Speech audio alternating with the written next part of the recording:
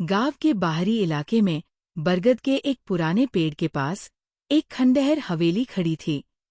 सालों से वो वीरान पड़ी थी और लोग कहते थे कि वहाँ एक दुखी आत्मा का वास है। कहानी ये थी कि 7 साल पहले उस हवेली में रहने वाली एक युवा महिला की रहस्यमय परिस्थितियों में मौत हो गई थी। उसकी आत्मा भटकती रहती थी और हर पूर्णिमा की रात उसकी दर्दनाक चीखें दूर तक सुनाई देती थी। लेकिन उस आत्मा के बारे में एक और अजीब बात मशहूर थी। वो हमेशा झूठ बोलती थी। अगर कोई उससे उसकी मौत के बारे में पूछता तो वो हर बार एक नई कहानी गढ़ती, हर कहानी पिछली से बिल्कुल अलग। कभी कहती कि उसे जहर दिया गया था, कभी कहती कि वो छत से गिर गई थी, कभी कहती कि किसी जंगली जानवर ने उस पर हमला कर दिया था। 7 साल बीत गए थे और 7 अलग-अलग कहानियां हवा में तैर रही थीं, उसकी मौत के सच को हमेशा के लिए धुंधला करती हुई। गांव के कुछ साहसी युवक उस हवेली के रहस्य को जानने के लिए उत्सुक थे। उन्होंने कई बार रात में वहां जाने की कोशिश की, लेकिन उस ठंडी और उदास जगह की भयावहता और उन चीखों ने उन्हें हमेशा पीछे हटने पर मजबूर कर दिया। एक पूर्णिमा की रात विक्रम नाम का एक नया युवक गांव में आया। वह भूतों और आत्माओं की कहानियों पर विश्वास नहीं करता था।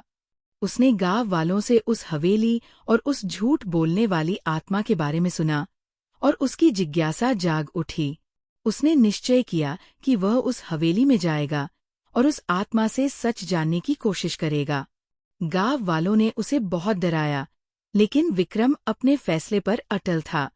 आधी रात को, जब चांद अपनी पूरी रोशनी बिखेर रहा था, विक्रम अकेला ही उस खंडहर हवेली की ओर चल पड़ा। हवेली के पास पहुंचकर उसे एक अजीब सी ठंडक महसूस हुई, मानो किसी अदृश्य शक्ति ने उसे घेर लिया हो। खंडहर दीवारें चांदनी में और भी भयानक लग रही थी और हवा में एक अजीब सा सन्नाटा पसरा हुआ था। विक्रम धीरे धीरे अंदर दाखिल हुआ। हवेली के अंदर अंधेरा और बदबू थी। मकड़ियों के जाले हर कोने में लटक रहे थे और फर्श पर धूल की मोटी परत जमी हुई थी। विक्रम एक कमरे से दूसरे कमरे में घूमता रहा। हर तरफ वीरांगी और उदासी का साम्राज्य था। तभी अचानक उसे एक धीमी, दर्दनाक चीख सुनाई दी। वह आवाज किसी महिला की थी और उसमें गहरी पीड़ा झलक रही थी। विक्रम उस आवाज की दिशा में बढ़ने लगा।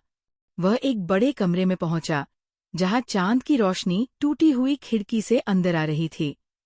कमरे के बीच में एक धुंधली सी आकृति खड़ी थी, वही आत्मा। विक्रम ने हिम्मत करके पूछा, तुम कौन हो और तुम्हारी मौत कैसे हुई? आत्मा धीरे से मुड़ी और विक्रम ने पहली बार उसका चेहरा देखा। वह एक युवा महिला का चेहरा था, बहुत सुंदर, लेकिन उसकी आंखों में अथाह दुख था। आत्मा ने एक धीमी, कांपती हुई आवाज में कहा, मेरा नाम राधिका था और मेरी मौत एक भयानक दुर्घटना थी। मैं सीढ़ियों से फिसल गई थी और उसकी आवाज टूट गई। विक्रम को उसकी कहानी पर थोड़ा संदेह हुआ, क्योंकि उसने गांव वालों से 7 अलग-अलग कहानियां सुनी थी। उसने फिर पूछा, लेकिन मैंने सुना है कि तुम्हारी मौत के बारे में अलग-अलग कहानियां हैं। सच क्या है? आत्मा की आंखें अचानक बदल गईं। उनमें एक अजीब सी चमक आ गई और उसकी आवाज कठोर हो गई। कौन कहता है? सब झूठ है। मेरी मौत एक धोखे की वजह से हुई थी। मेरे पति ने मुझे। उसकी आवाज फिर बदल गई। इस बार वो एक ठंडी, सपाट लहजे में बोली, नहीं, मुझे एक बीमारी हो गई थी, बहुत भयानक बीमारी। विक्रम समझ गया, ये आत्मा सच में झूठ बोल रही थी। हर बार एक नई कहानी गढ़ रही थी। लेकिन क्यों? क्या वह अपनी मौत के भयानक सच को छुपाना चाहती थी? उसने आत्मा से पूछा, तुम सच क्यों नहीं बताती? तुम्हारी मौत का असली रहस्य क्या है? आत्मा हंसी, एक ठंडी, बेजान हंसी। रहस्य? कोई रहस्य नहीं है। हर कहानी सच है और कोई भी सच नहीं है। विक्रम हैरान था। उसे समझ नहीं आ रहा था कि वह आत्मा ऐसा क्यों कर रही थी। क्या वह अपनी मौत की पीड़ा से इतनी टूट गई थी कि सच बोलने की हिम्मत ही खो बैठी थी? या इसके पीछे कोई और गहरा कारण था? उस रात विक्रम उस आत्मा से सच नहीं जान पाया। वह सुबह होने से पहले हवेली से लौट आया। उसका मन अनगिनत सवालों से भरा हुआ था।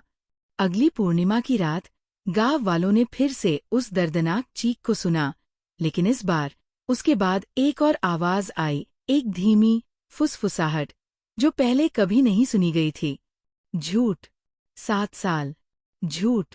उस रात के बाद चीखें आनी बंद हो गई। हवेली में फिर से सन्नाटा छा गया। विक्रम और गांव वाले हमेशा उस झूठ बोलने वाली आत्मा के रहस्य के बारे में सोचते रहे। 7 साल तक वो झूठ बोलती रही, अपनी मौत के सच को छुपाती रही। क्या वह अपनी पीड़ा को कम करने की कोशिश कर रही थी, या वह किसी और को बचाने की कोशिश कर रही थी? उसका झूठ उसकी मौत से भी बड़ा रहस्य बनकर रह गया, उस खंडहर हवेली की दीवारों में हमेशा के लिए कैद।